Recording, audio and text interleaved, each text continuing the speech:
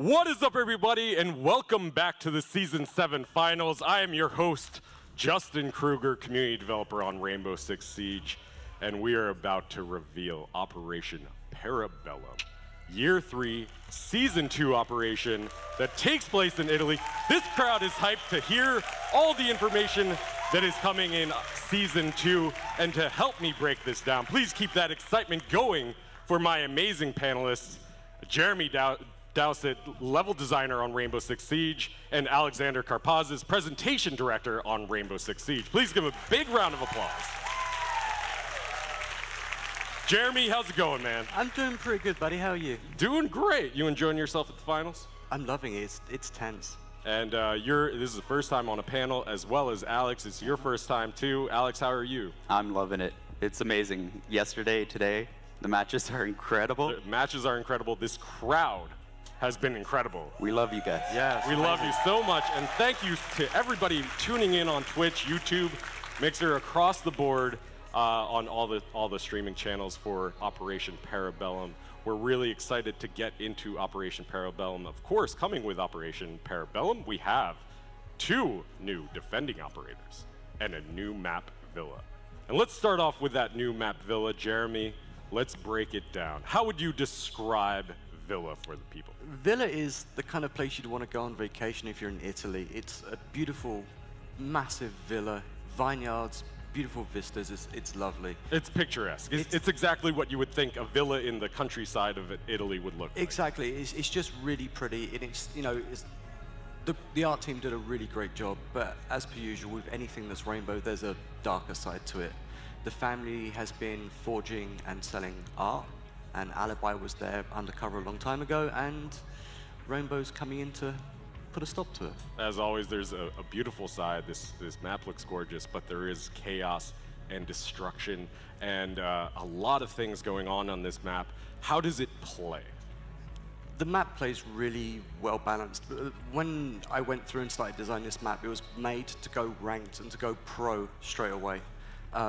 So there was a lot of focus on navigation and flow and viability of the bomb sites. And it is one of the most competitive maps. You built it this way. You worked on this from the ground up. Yes. Where did you start when designing this map? I started with a pen and paper in 2D. I just go and look at the silhouette of the building and how it's going to look overall in just the world. And then I go through and start mocking out where I want to put corridors, rooms, you know, and the flow from outside to inside. And I go through and I start mocking it up bit by bit, just on paper. And then I rough in the bomb sites, think about it, do a few iterations, and I go straight through and I just start building it, and then we start playing it straight away. Right, so you start off with old school pen and paper. That's really old school, Jeremy. Yeah, I'm an old man, what do you want?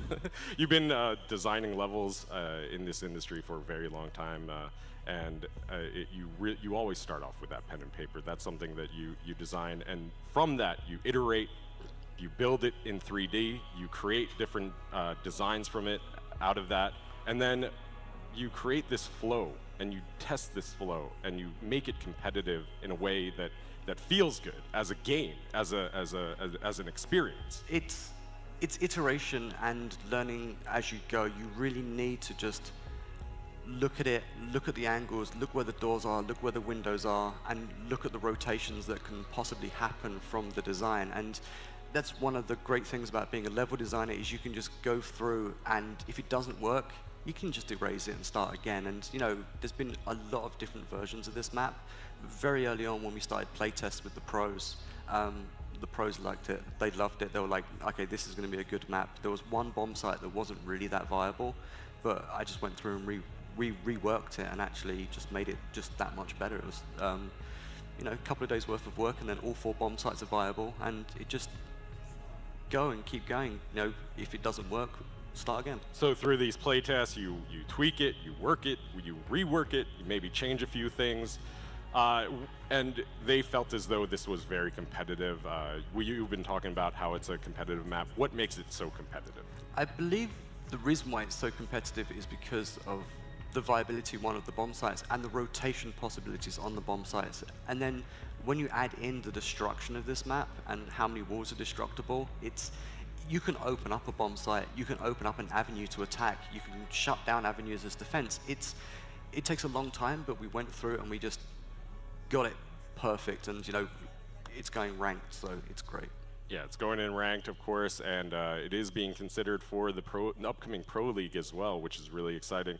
So let's break down some of the strategy that is going to be seen or potentially seen on this new map, and let's start with the tactical view of the attackers and where they are going to spawn. So let's take a quick look at that.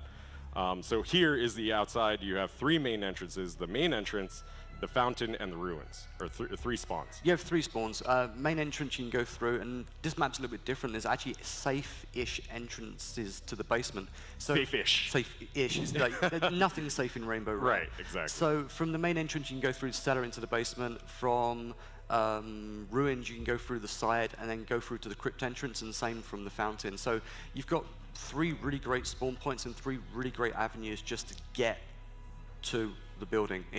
And when you see it, it's easy to call out, and it's really nice, and the paths are really good and quite well balanced. So you've been talking a lot about inside the building, so let's take a look inside the building. Let's go inside and break down the defenders' points with their bomb sites as well. And let's start off with the first floor, and let's take a look at the 2 bomb sites on the first floor. On the first floor, we do have kitchen, dining, and lounge library. Let's start off with that first bomb site, kitchen dining room. What's the strategy that we're going to be seeing on that, Jeremy? Kitchen dining is really interesting because just at the back of the kitchen, there's a set of stairs that go down through the pantry into the basement. So you've got a really fast rotate that allows you to go through basement, back up and out, and there's hatches as well. What's different with this map is we actually don't have any exterior access to any bomb site, so you always have to go through a room. You have to commit to the bomb site. You can't just jump through a window, plant, and run away. Yeah, and as we're going to be seeing in this bird's eye overview, you are going to see a lot of buffer rooms. What's the design intention behind buffer rooms? The reason for the buffer rooms is because we want the team to commit to the plant. We don't want them just to jump in and then go far back and hold their plant from a long distance. We want them to have to stick around and actually try and defend it. And that's the reason why we did it, just to make it way more viable and more competitive. And when our earlier talks about this map, there was actually one of those entry points and became just way too easy to access the bomb site. But you guys changed that. Oh no, we flat out changed it. Kitchen dining, it was a little bit too easy to get into the bomb site from the fountain. So we changed it, added a few different paths and a few more destructible walls, and just locked it down to make it way more viable than it actually was at that time. But that's the beauty of having the pros come in and actually have their feedback, and even high-ranked players come in and play. Cool. So let's stay on the first floor here and take a look at the second bomb site, which is Lounge Library. Tell us a little bit about Lounge Library, Jeremy. Lounge Library is super interesting. As you see in that info, in the lounge there's this little nook that you think is the best place to go and hide. A little nook and cranny? Little nook and cranny. But just behind if you don't reinforce the walls behind that nook, then you're just completely open for someone shooting through the wall. You have to remember that between the first floor and second floor, it's completely line of sight. Everything's destructible apart from the top of the stairs, so it's really easy to defend and attack a bomb site from above if you really want to. So, and that line of sight floor is really going to become crucial for defending these or even attacking these, because you can put pressure on the defenders from that site, as we've seen a lot on a map like Border that does have one of those line of sight floors. We saw that a lot this weekend, where people are pushing through that or even defending through that as well. It's one of the great things to see the strategies that come out when the maps are actually released. And same thing when this comes out on the test server on Tuesday. I'm going to be really interested, and I'll be watching how people play it. And that line of sight floor is going to be key, especially if you're attacking these bomb sites. Absolutely key. So that is a look at the first floor. Let's take a look at the second floor. And the two bomb sites that we have there are Aviator, Games, and Trophy Room, and Statue Room. Jeremy, let's break down this first bomb site here, which is the Aviator Room and the Games Room. The games room and aviator room's really fun. The bomb sites are actually adjacent just for a breakable wall, but there's also a rotation path through a vault where you see the hammer on the wall. Oh, that's where we see the Sledge's hammer in the beautiful case that you might have seen in the teasers or something like that. It's up on the wall. The art guys love to just put stuff in the map. There's a lot of Easter eggs I've noticed in this map. There is a number of Easter eggs. It'd be interesting to see how long it takes the community to find them all, actually. But what's really interesting is the bomb sites are adjacent to each other with a breakable wall, and there's really fast rotates, and you're in close proximity to red stairs, and you're also in close proximity to the main stairs from the main entrance. So the opportunity for rotations on all of the bomb sites is brilliant. And that's one of the main key aspects of this map is the rotations that are going to be really crucial. It brings in a lot of strategy as well. It's going to be key for teams is communication and how they're going to rotate on and off of the sites, even when you're attacking, how you're going to rotate. And there's so many viable options for rotations on this map, it's kind of mind-boggling. And as we're seeing here, there's a lot of destructibility too. Yeah, with the new auto shotgun, you can just take walls out. It's like you can just open up flank paths and just destroy. Italy gets destroyed on a daily basis when we're playing it, and it's really always interesting. And again, when I start building the map, I start with all of the walls being destroyable, and then I start taking them out to balance the sites and to balance the flow. That's really interesting. And now you mentioned rotation, and let's take a look at the second bomb site on the second floor, which is trophy and statue. There's a really key part of this bomb site that I'll allow you to talk about. Yeah, this one's really interesting. It's actually my favorite bomb site. It's because the bombs are across an alcove, across the red corridor. So basically, you can fight across the alcove, which is really interesting. You're super close to the astronomy room, which allows you to get downstairs to the main red corridor again. But you can always just vault over the railing straight into the red corridor. There's also a breakable wall at the end where you can break the wall and try and control the red corridor from above, but it's a hard thing. It's a hard thing to achieve. And we're taking a look at that alcove right now, or just a few moments ago.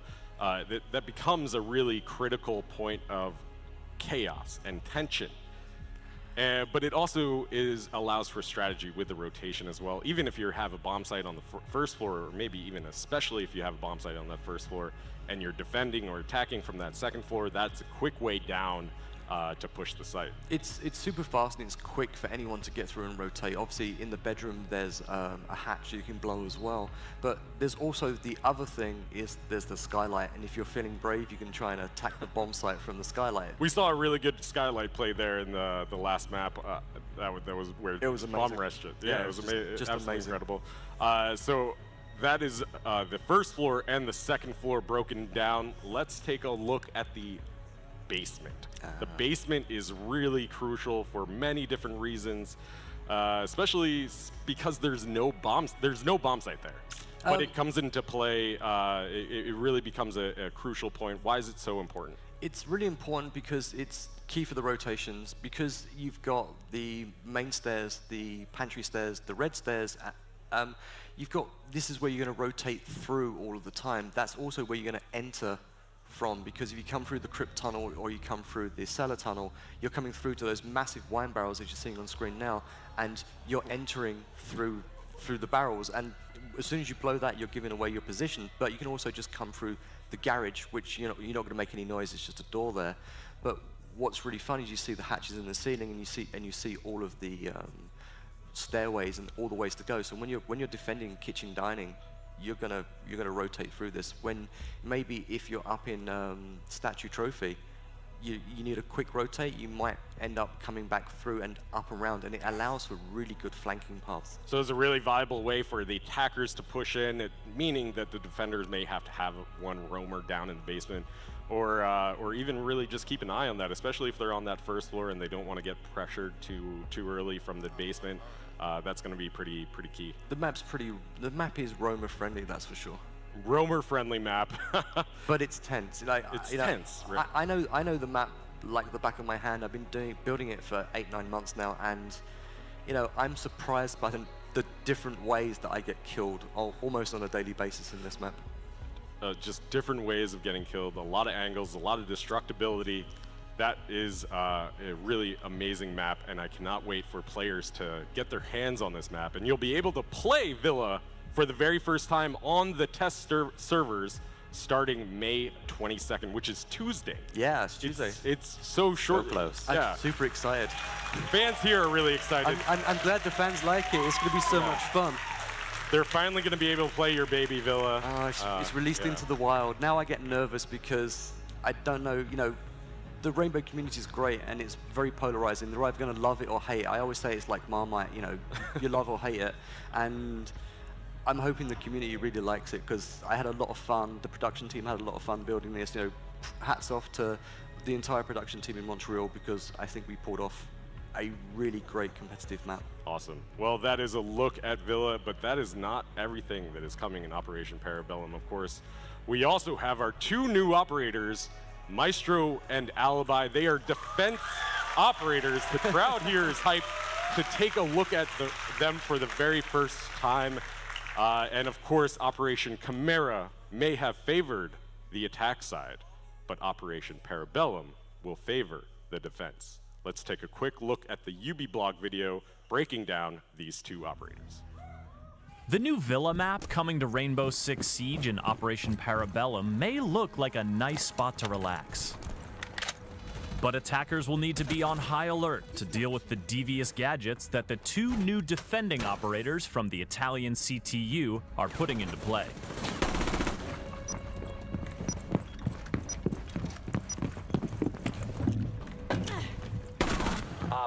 One of the most important skills in Siege is spotting your enemies before they spot you. But what if your enemy wasn't your enemy?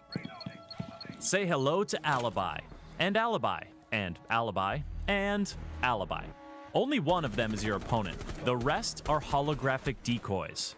Alibi can throw her 3 decoys anywhere, but they'll only deploy if they have the space. They can't hurt you, but if you shoot them or touch them, your position will be compromised immediately, and you'll be marked repeatedly for the next few seconds, which is bad. You're exposed. Watch out for decoys pretending to spawn peek, and decoys pretending to hold angles. Watch out for decoys that used to be decoys but are now just Alibi, pretending to be a decoy. Doing any damage to the base of the decoy will destroy it, and as long as you don't shoot or touch the hologram while doing it, you won't be marked. Twitch is an especially good decoy hunter. Thatcher can disrupt them for a bit, and Glaz's sight won't be fooled. You can also keep an eye out for visual discrepancies. The decoy always wears Alibi's default clothing and wields her Storm SMG without any attachments. So if you see Alibi wielding the new ACS-12 shotgun, you'll know she's the real deal. So what happens if Alibi chucks a decoy outside? Well, like a defender who runs outside, the decoy gets marked. But marks are different when Alibi's in the match because they don't reveal the operator's identity. So a decoy deployed outside and a defender that runs outside will look the same unless the attacker can actually see them with their eyes. Though the decoy's mark expires after 10 seconds, that's 10 seconds with a lot of opportunity for mischief. And mischief just might be Alibi's most effective weapon. By making you doubt your own eyesight and second-guess your own reflexes, Alibi gets in your head, and that's not where you want a defender to be. 5 seconds remaining. Now, we all know how powerful cameras are in Siege. But the second new defender, Maestro, is equipped with cameras that are a new kind of powerful. Behold the Evil Eye. It's bulletproof. It can see through smoke. It shoots a frickin' laser beam. Maestro can plant his evil eyes on floors or walls just like Jaeger does with his ADS. And once installed, they're hard to get rid of. Bullets or melee hits won't work. You'll need to use explosives, or destroy the surface it's planted on, or call in your old pal Sledge for a quick demo job. Thatcher and Twitch can disable them temporarily, but as long as the shutter is closed, Evil Eyes are free to be used as cameras by anyone on the defending team. They can mark targets and they can see through smoke, so you'd better be sure there isn't one watching when you rappel in through a courtyard roof opening and try to plant the diffuser. But the evil eye doesn't just spectate. When Maestro is using one and aims down sights, the shutter will slide open to expose a laser. Once the shutter is completely open, Maestro can fire the laser to destroy drones, blow up breach charges, and damage attacking operators. A single shot may not do a lot of damage, but you can fire in rapid succession, and this can be very dangerous for an attacker with low health. Deploy in a good spot, and you can quickly land a bunch of shots before your enemy zeroes in on you, or you overheat the laser. When the shutter is open, the evil eye is vulnerable to gunfire and melee attacks. And remember that the laser won't interrupt a diffuser plan. It's up to Maestro and his LMG or ACS-12 shotgun to clear the room. If you seek dastardly new gadget strategies, prepare for Operation Parabellum. And to keep up with the latest in Rainbow Six Siege, visit us at news.ubisoft.com and subscribe to the Ubisoft YouTube channel. Stop standing.